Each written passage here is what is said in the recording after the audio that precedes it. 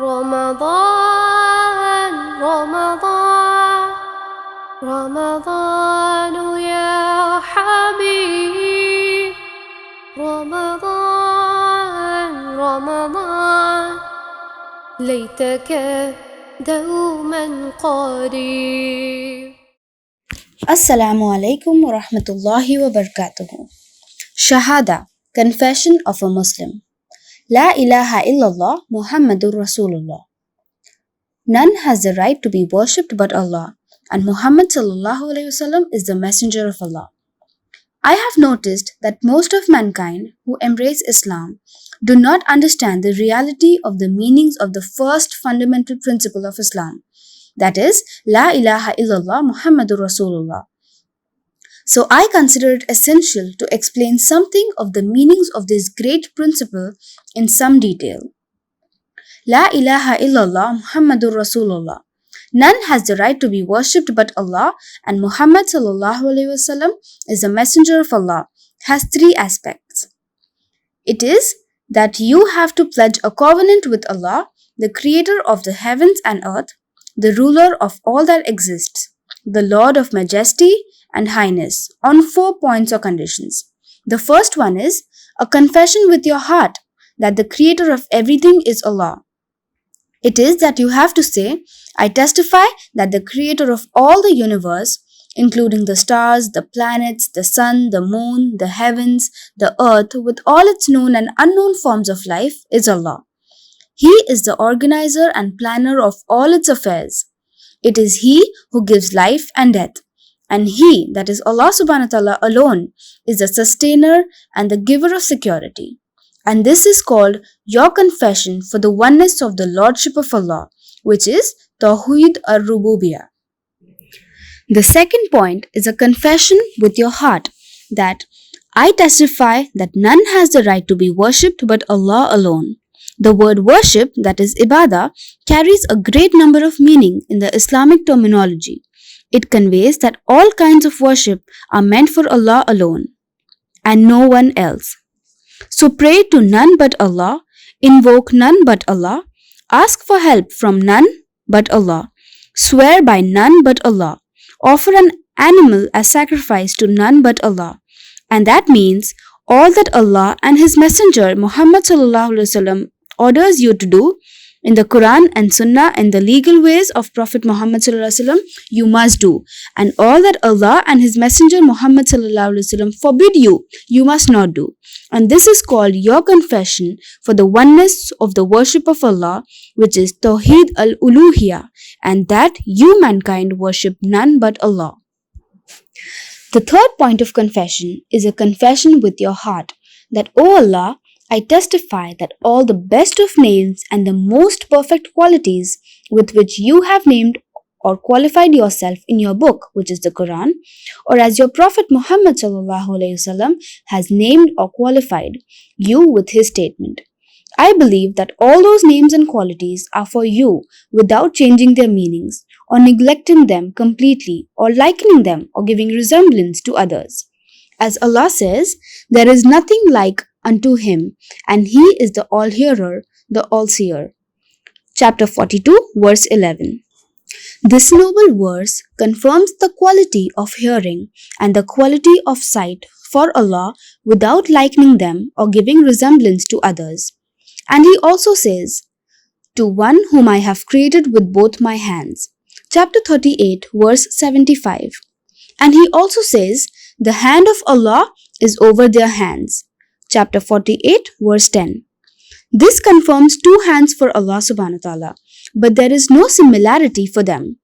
Similarly, Allah says, the most gracious Allah rose over Istawa, the mighty throne.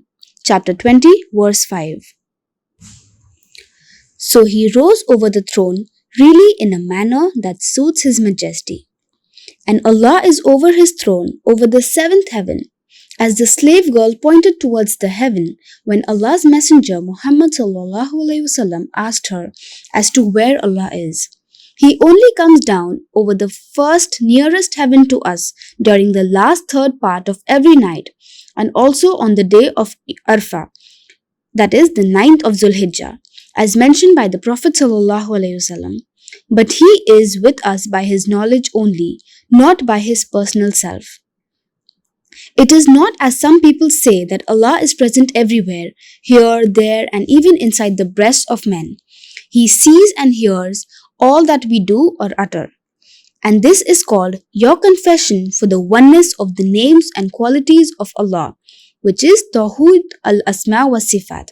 And this is the right belief, the belief which was followed by the messengers of Allah from Nuh, Ibrahim, Musa, Dawood, Sulaiman, Isa alayhi salam to Muhammad sallallahu alayhi wasallam and the companions of Prophet Muhammad sallallahu alayhi wasallam and the righteous followers of these messengers alayhi salam. The next point, that is the fourth point, is a confession with your heart. O Allah, I testify that Muhammad sallallahu alayhi wasallam is your messenger.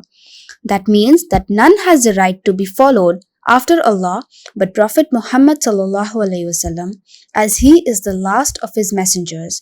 As Allah says, Muhammad sallallahu alayhi wasallam is not the father of any man among you, but he is the messenger of Allah and the last end of the prophets. And Allah is ever all aware of everything. Chapter 33, verse 40. And whatsoever the messenger Muhammad sallallahu alayhi wasallam gives you, take it. And whatsoever he forbids, abstain from it. Chapter 59, verse 7. And Allah says, say, O Muhammad sallallahu alayhi wasallam to mankind, if you really love Allah, then follow me. That is, accept Islamic monotheism, follow the Quran and the Sunnah. Chapter 3, verse 31. As for others than Muhammad sallallahu alayhi wasallam, their statements are to be taken or rejected as to whether these are in accordance with Allah's book, that is the Quran, and with the Sunnah of the Prophet sallallahu alayhi wasallam or not. As the divine revelation has stopped after the death of Prophet Muhammad sallallahu alayhi wasallam, and it will not resume except at the time of the descent of Isa alayhi salam. And he will rule with justice according to the Islamic laws during the last days of the world, as it has been mentioned in the authentic hadith. Sahih al-Bukhari, hadith number 2222. The second aspect is that it is essential to utter La ilaha illallah Muhammadur Rasulullah. None has the right to be worshipped but Allah, and Muhammad sallallahu alayhi wasallam is the messenger of Allah. As it has come in the statement of Prophet Muhammad sallallahu alayhi wasallam to his uncle Abu Talib at the time of the latter's death. O uncle, if you utter it, then I shall be able to argue on your behalf before Allah on the day of resurrection. Similarly, when Abu Dharr al-Ghaffari embraced Islam, he went to Al-Masjid al-Haram and he proclaimed it loudly in front of the Quraysh infidels until he was beaten severely. The next aspect is that it is essential that the limbs and all the other body parts and organs of one's body testify to it, and this is very important as regards its meaning. So whoever has confessed this to his Lord, he shall not commit sins like robbing, killing, stealing, illegal sexual intercourse, eating pig meat, drinking alcoholic beverages, taking undue advantage of orphans' property, cheating in trade, bribery, and earning money through illegal means, telling lies, backbiting, etc. Or otherwise, the limbs and all the other parts of the body will testify against him that he was a liar in his words, which he pledged to Allah. In case he commits the above sins, he should know that it is a sin that obliges him to repent to Allah and ask His forgiveness, as his body parts will testify on the above mentioned crimes against himself on the day of resurrection. And with the confession of this great sentence, a person enters in the fold of the Islamic religion accordingly. It is essential for him to believe in all the messengers of Allah and do not differentiate between them. As it is mentioned in the book, Allah says, do then those who disbelieve think that they can take my slaves as awliya, which means gods or protectors, besides me. Verily, we have prepared hell as an entertainment for the disbelievers. Say, O Muhammad sallallahu alaihi wasallam, shall we tell you about the greatest losers in respect to their deeds? those whose efforts have been wasted in this life while they thought they were acquiring good by their deeds. They are those who deny the signs and revelations of their Lord and the meeting with Him in the hereafter. So their works are in vain, and on the day of resurrection we shall not give them any weight. That shall be their recompense, hell, because they disbelieved and took my ayat and my messengers by the way of jest and mockery. Verily, those who believe in the oneness of Allah and do righteous deeds shall have gardens of Al-Jannatul Firdaus for their entertainment, wherein they shall dwell forever. No desire will they have to be removed therefrom. Say, O Muhammad, if the sea were ink for writing the words of my Lord, surely the sea would be exhausted before the words of my Lord would be finished, even if we brought another sea like it for its aid. Say, O Muhammad, am I only a man like you? It has been revealed to me that your God is one God. So whoever hopes for the meeting with his Lord, let him work righteousness and associate none as a partner in the worship of his Lord.